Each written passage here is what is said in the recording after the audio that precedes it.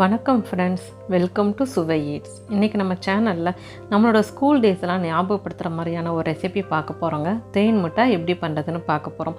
இது வீட்டில் இருக்க இட்லி மாவை வச்சு ஈஸியாக பண்ணலாம். வாங்க எப்படி பண்ணுறதுன்னு பார்க்கலாம்.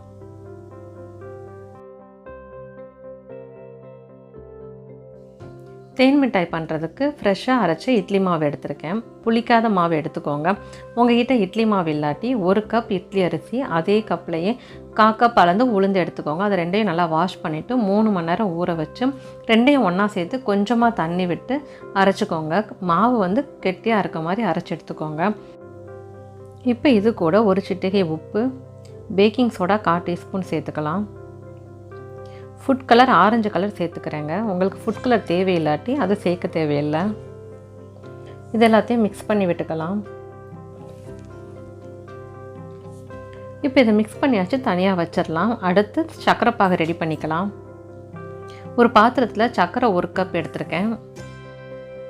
அதே கப்லேயே தண்ணி 1/2 கப் எடுத்துக்கலாம். இதை நல்லா மிக்ஸ் பண்ணி விட்டுக்கோங்க. சர்க்கரை நல்லா கரைஞ்சி கொதிச்சு வரணும். ஒரு 5 நிமிஷத்துக்கிட்ட நம்ம கொதிக்க வச்சிடலாம். சர்க்கரை பாகு ஒரு கம்பி பதம்லாம் வர தேவையில்லைங்க. அதுக்கு முன்னாடியே நம்ம எடுத்துடணும்.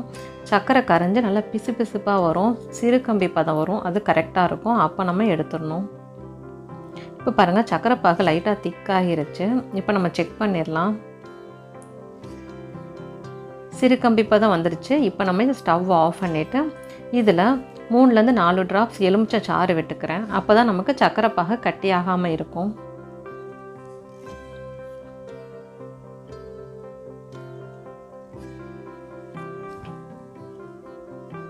அடுத்து நம்ம பொரிக்கிறதுக்கு தேவையான அளவு எண்ணெயை சூடு பண்ணிக்கலாம்.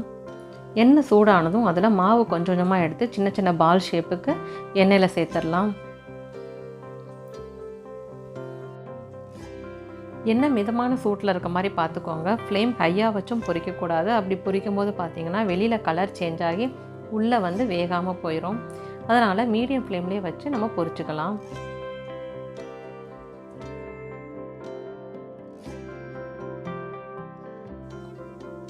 எல்லா சைடும் கிறிஸ்பியாக வர வரைக்கும் பொரிச்சு எடுத்துக்கலாம். இதை அப்படியே திருப்பி விட்டுக்கலாம்.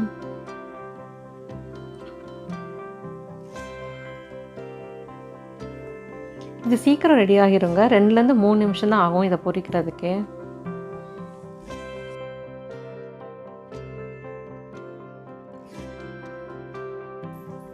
இப்போ நல்லா கிறிஸ்பியாக வந்துருச்சு. வெளியில் எடுத்துடலாம்.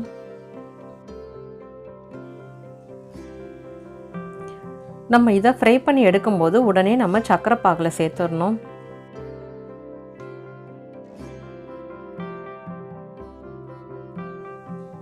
நம்ம ஃப்ரை பண்ண பால்ஸை சேர்க்கும்போது சர்க்கரை பாகு சூடாக இருக்கணும். அப்படி ஆறிடுச்சுன்னா மறுபடியும் சூடு பண்ணிக்கோங்க. அப்போ தான் நல்லா ஊறி வரும். இப்போ இதை மிக்ஸ் பண்ணி விட்டுட்டு ஒரு 10 நிமிஷம் ஊற வச்சிடலாம். சர்க்கரை பாகில் நல்லா உள்ளே இறங்கிரும். 10 நிமிஷம் ஆகிருச்சு. இப்போ நம்ம தேன் மிட்டாயை வெளில எடுத்துடலாம்.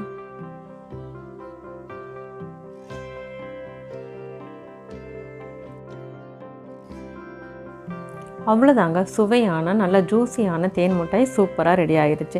இதை வீட்டில் இருக்க இட்லி மாவை வச்சு ஈஸியாக பண்ணலாம். கண்டிப்பாக இந்த ரெசிபியை நீங்கள் ட்ரை பண்ணி பாருங்கள்.